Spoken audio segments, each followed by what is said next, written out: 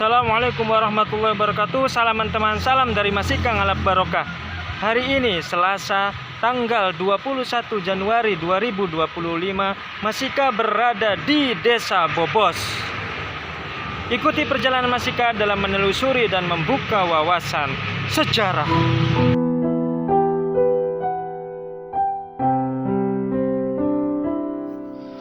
Bismillahirrahmanirrahim.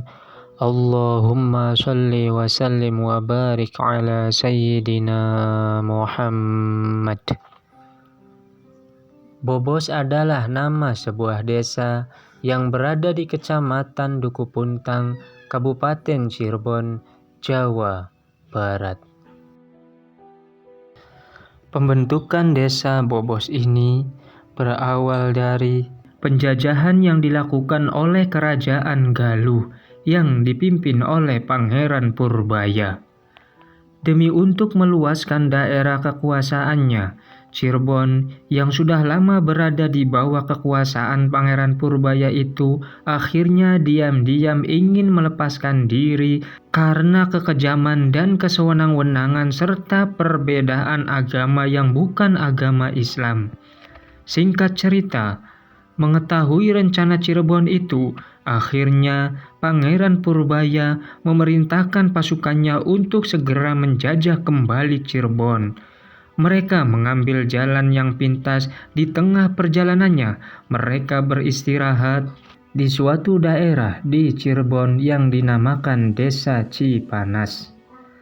Saat itu pasukan Cirebon pun datang dan siap untuk melawan demi mempertahankan tanah dan agama Islam yang dicintainya.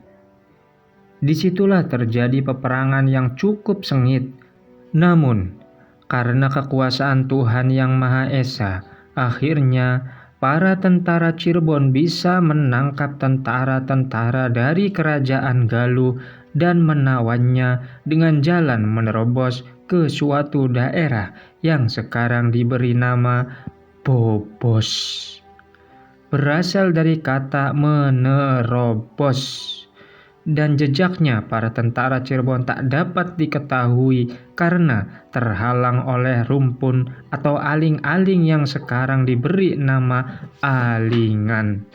Ketika itu pasukan dari Cirebon merasa belum puas. Akhirnya mereka membuntungi para tawanan Galuh di suatu tempat yang diberi nama Cigintung.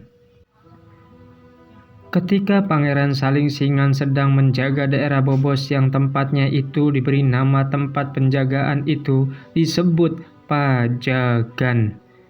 Saat itu datanglah Pangeran Purbaya dan Pangeran Salingsing pun ditangkap olehnya, kemudian mereka menghilang. Konon, menurut ceritanya, mereka bisa menghilang dan menyusup ke suatu daerah yang diberi nama Sesepan dan keluar di daerah Kepuh, sehingga terdapat daerah Munjul. Setelah itu menghilang lagi dan bertemu lagi di daerah Pleret. Karena pangeran itu saling tarik-menarik dan akhirnya Pangeran Purbaya ditarik oleh Pangeran Salingsingan, maka dari itu tempatnya diberi nama Pleret. Ketika itu Pangeran Purbaya berhasil nerus bumi yang ada di sebelah utara Pleret dan disebut Trusmi. Dan lagi-lagi keduanya menghilang dan menerobos kembali ke dalam tanah, yang pada akhirnya mereka muncul lagi di daerah Bobos.